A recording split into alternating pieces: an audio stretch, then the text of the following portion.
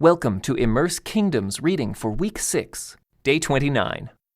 Rehoboam went to Shechem, where all Israel had gathered to make him king. When Jeroboam son of Nebat heard of this, he returned from Egypt, for he had fled to Egypt to escape from King Solomon. The leaders of Israel summoned him, and Jeroboam and the whole assembly of Israel went to speak with Rehoboam. "Your father was a hard master," they said. "Lighten the harsh labor demands and heavy taxes that your father imposed on us. Then we will be your loyal subjects." Rehoboam replied, "Give me 3 days to think this over, then come back for my answer." So the people went away. Then King Rehoboam discussed the matter with the older men who had counseled his father Solomon. "What is your advice?" he asked. "How should I answer these people?" The older counselors replied, "If you are willing to be a servant to these people today and give them a favorable answer, they will always be your loyal subjects." But Rehoboam rejected the advice of the older men, and instead asked the opinion of the young men who had grown up with him and were now his advisers. "What is your advice?" he asked them. "How should I answer these people who want me to lighten the burdens imposed by my father?" The young men replied, "This is what you should tell those complainers who want a lighter burden. My little finger is thicker than my father's waist. Yes, my father laid heavy burdens on you, but I'm going to make them even heavier. My father beat you with whips, but I will beat you with scorpions." 3 days later, Jeroboam and all the people returned to hear Rehoboam's decision, just as the king had ordered. But Rehoboam spoke harshly to the people, for he rejected the advice of the older counselors and followed the counsel of his younger advisers. He told the people, "My father laid heavy burdens on you, but I'm going to make them even heavier. My father beat you with whips, but I will beat you with scorpions." So the king paid no attention to the people.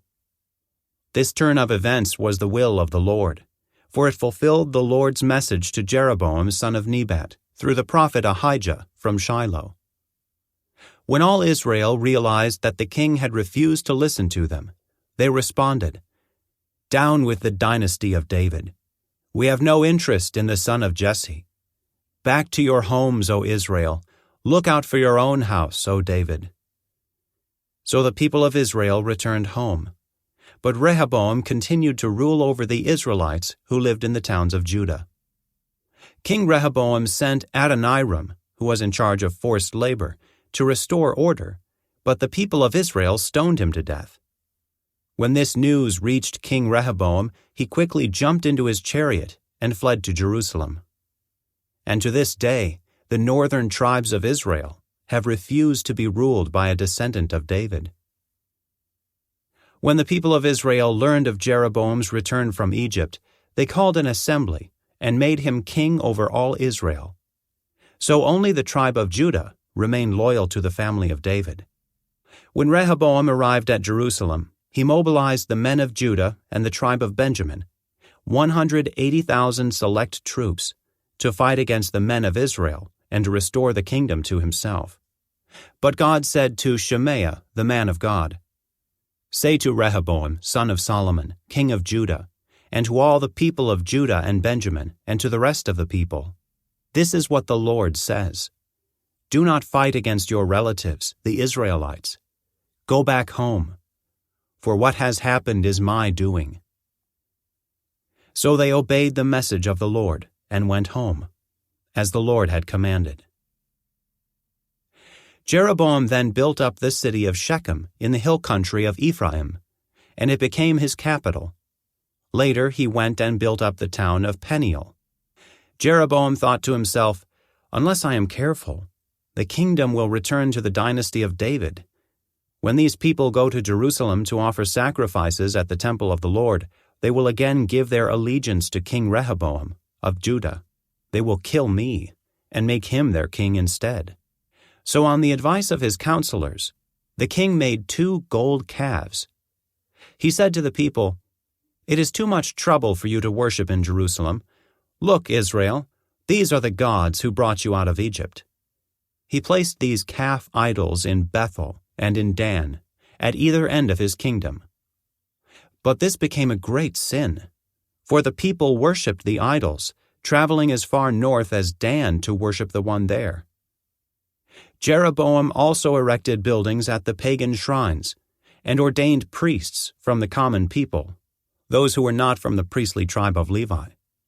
And Jeroboam instituted a religious festival in Bethel, held on the 15th day of the 8th month, in imitation of the annual Festival of Shelters in Judah. There at Bethel, he himself offered sacrifices to the calves he had made, and he appointed priests for the pagan shrines he had made. So on the 15th day of the 8th month, a day that he himself had designated, Jeroboam offered sacrifices on the altar at Bethel. He instituted a religious festival for Israel, and he went up to the altar to burn incense. At the Lord's command, a man of God from Judah went to Bethel, arriving there just as Jeroboam was approaching the altar to burn incense. Then, at the Lord's command, he shouted, "O altar, altar, this is what the Lord says. A child named Josiah will be born into the dynasty of David. On you he will sacrifice the priests from the pagan shrines who come here to burn incense, and human bones will be burned on you." That same day the man of God gave a sign to prove his message. He said, "The Lord has promised to give this sign. This altar will split apart, and its ashes will be poured out on the ground."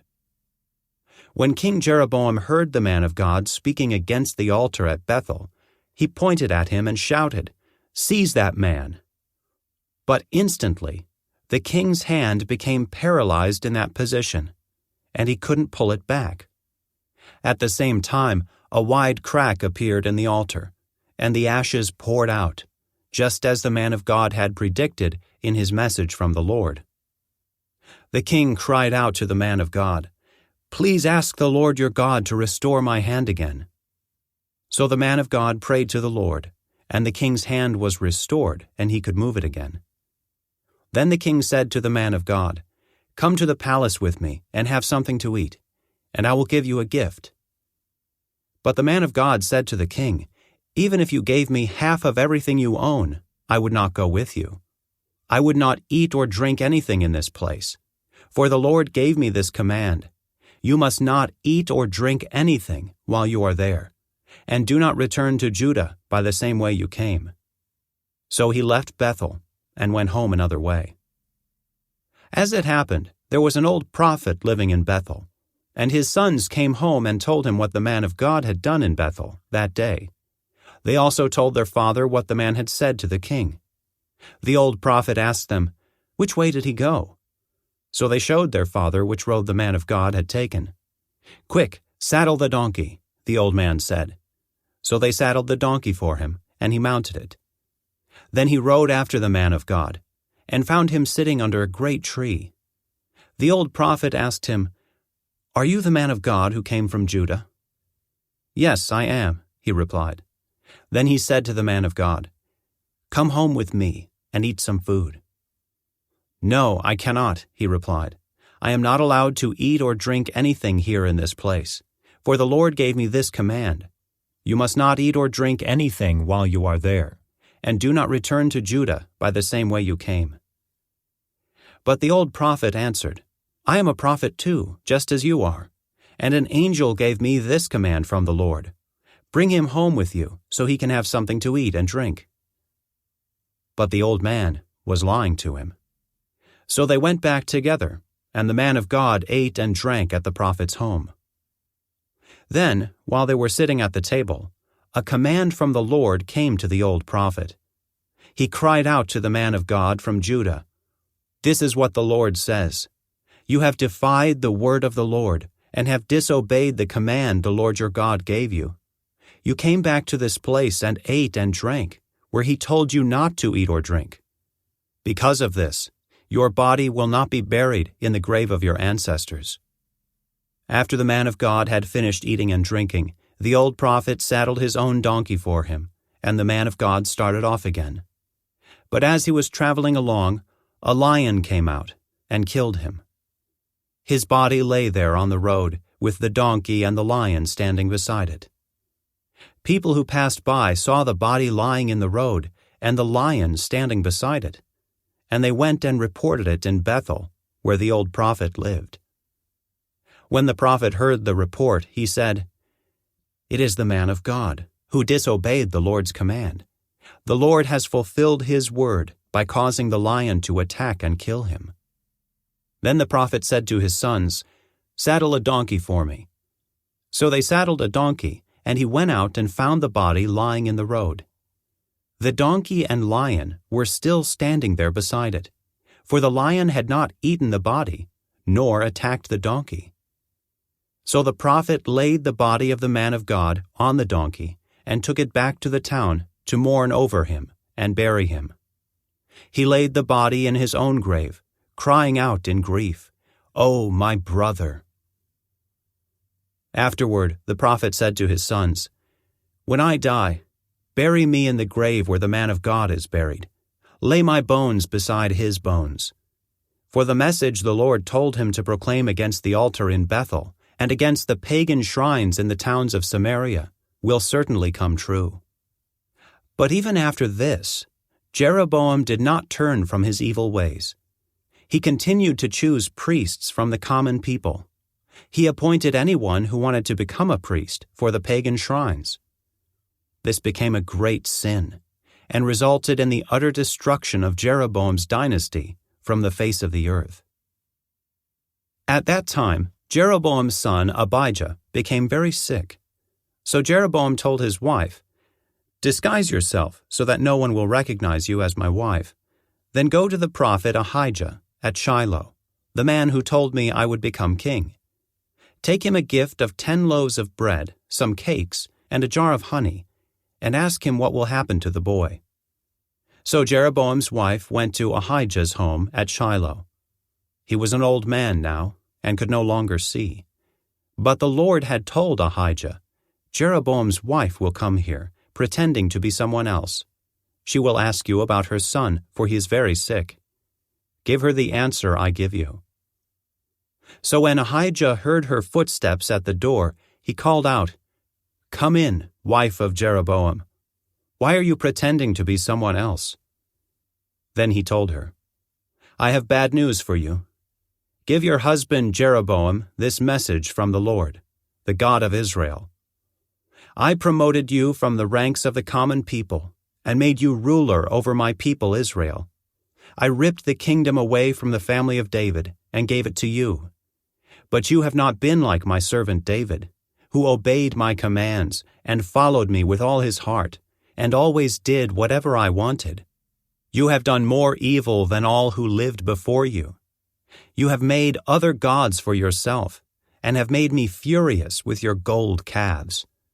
And since you have turned your back on me, I will bring disaster on your dynasty, and will destroy every one of your male descendants, slave and free alike, anywhere in Israel. I will burn up your royal dynasty as one burns up trash until it is all gone. The members of Jeroboam's family who die in the city will be eaten by dogs, and those who die in the field will be eaten by vultures. I, the Lord, have spoken." Then Ahijah said to Jeroboam's wife, "Go on home, and when you enter the city, the child will die.